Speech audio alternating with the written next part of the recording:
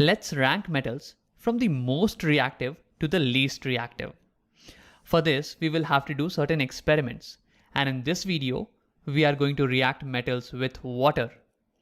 Now, depending on how vigorously each metal reacts, we will list them in this particular series.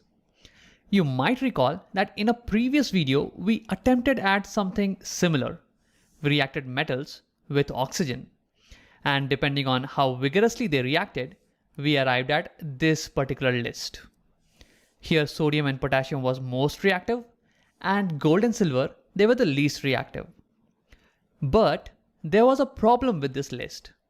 See, over here at rank 3, you can find these 4 metals being grouped together. We weren't able to sub-rank them. So our hope with this new experiment is that we will arrive at a more detailed list, more well-organized list. So let's begin. So generally, metals, when they react with water, they displace the hydrogen from water and form metal oxides. So here in this case, our products are going to be metal oxide plus hydrogen gas being evolved out. Now we also spoke about some metal oxide being soluble in water. This means that if this metal oxide is soluble, it will react with water to form metal hydroxide. So either our products are metal hydroxide plus hydrogen gas or a suspension of metal oxide in water plus hydrogen gas. So okay, with this, let's look at some examples. So first, let's react sodium with water. So sodium will displace hydrogen. That means hydrogen gas will be given out, definitely.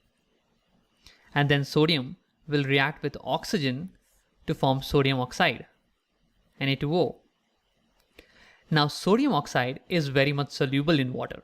So this will react with water to form sodium hydroxide. Let me replace this. Sodium hydroxide. So these will be our products. Now along with this, in the reaction, you will also get a lot of heat energy being given out. Now let's look at the same thing in an actual reaction. So here I have a beaker of normal water or cold water, and I'm going to add sodium to it. And yes, sodium also reacts with cold water, even with cold water.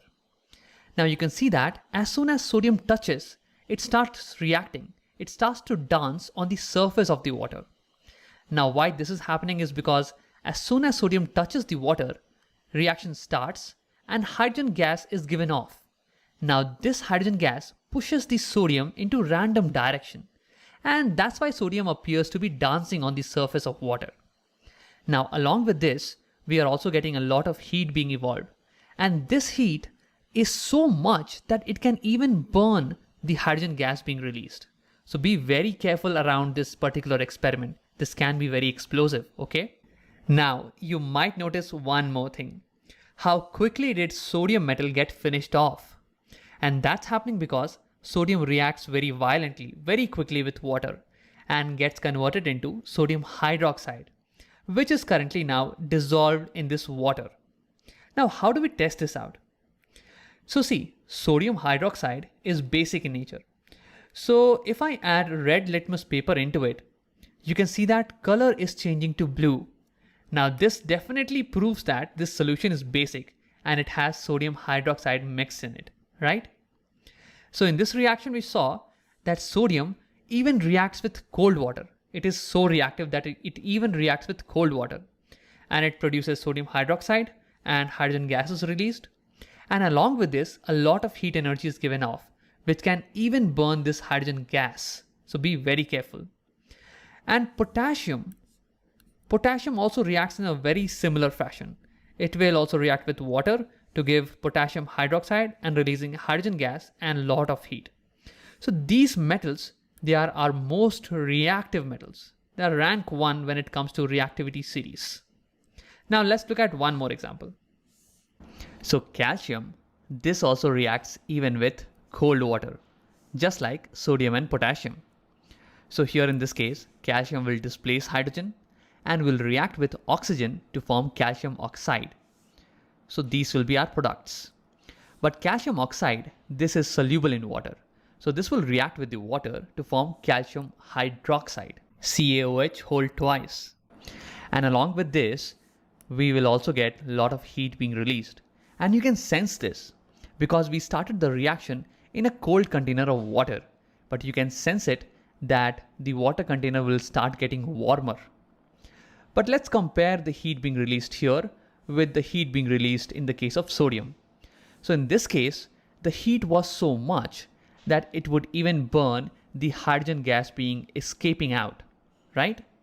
But here in the case of calcium, the heat is not sufficient to burn the hydrogen gas. It's lesser in comparison to sodium.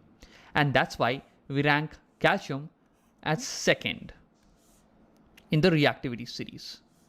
So in the case of sodium and potassium, the heat would even burn the hydrogen, whereas in the case of calcium, the heat is not sufficient to burn the hydrogen gas. In fact, this hydrogen gas will start bubbling out of the water solution, and it will stick to calcium metal and make it float in water. You can check this out in the experiment in your lab. Now next we have magnesium metal, and this also reacts with water. But this cannot react with cold water. Cold water does not have sufficient energy for magnesium to react with it. So that's why we will need to heat the water. So magnesium reacts only with hot water. So this itself is an indication that magnesium is not as reactive as calcium. So we will rank magnesium as third in the list. So here also in this case, magnesium will displace hydrogen and react with oxygen to form magnesium oxide, and hydrogen gas will be given off. And magnesium oxide is soluble in water, so we will get magnesium hydroxide finally. Next we have aluminium reacting with water. In fact, aluminium, iron and zinc, they all react in a similar fashion with water, which is they do not react with cold or hot water, but they do react with steam, which is basically H2O in gaseous form. So this itself would tell us that all of these three are not as reactive as sodium, calcium or magnesium, and that's why I would rank them as fourth in our reactivity series. Okay, so in this reaction, aluminium will displace hydrogen and form aluminium oxide. And the different thing over here is that aluminium oxide is not soluble in water. So this is not going to react with water to give us aluminium hydroxide. No. And how I like to remember this is that aluminium is used as aluminium foil to wrap our hot food in our lunch boxes. Now hot food will give out steam, and that steam might react with aluminium to form some products. Now if this product would have been aluminium hydroxide, which is a base, that might have spoiled our food. So it's good that no base is being formed over here. That's how I like to remember how steam reacts with aluminium to give me aluminium oxide only. At last, we have metals such as copper, lead, gold and silver, and they all do not react at all with water. There will be no reaction, neither with cold water, hot water or steam. So okay, with this, let's rank our metals.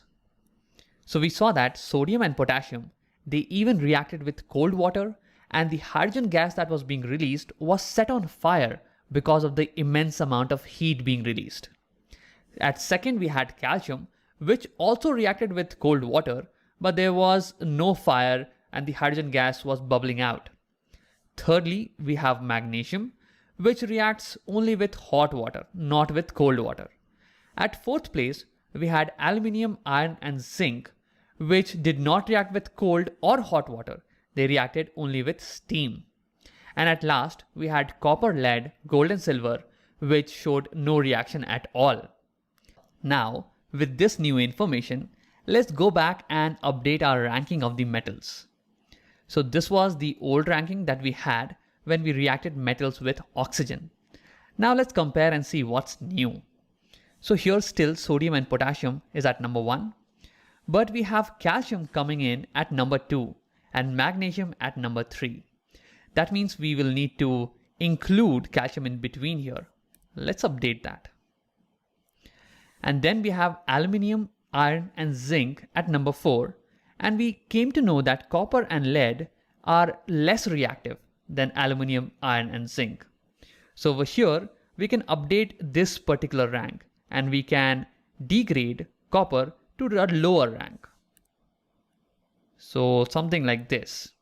And we already knew that gold and silver, they are the least reactive. So this is our updated ranking of our metals after these two reactions. But see, this list is still not very detailed. You can still see that at this rank we have 3 metals occupying the same position. Whereas over here, we still do not know which one is more reactive between copper and lead. So in future videos, we will do more reactions and we will try to detail this particular list.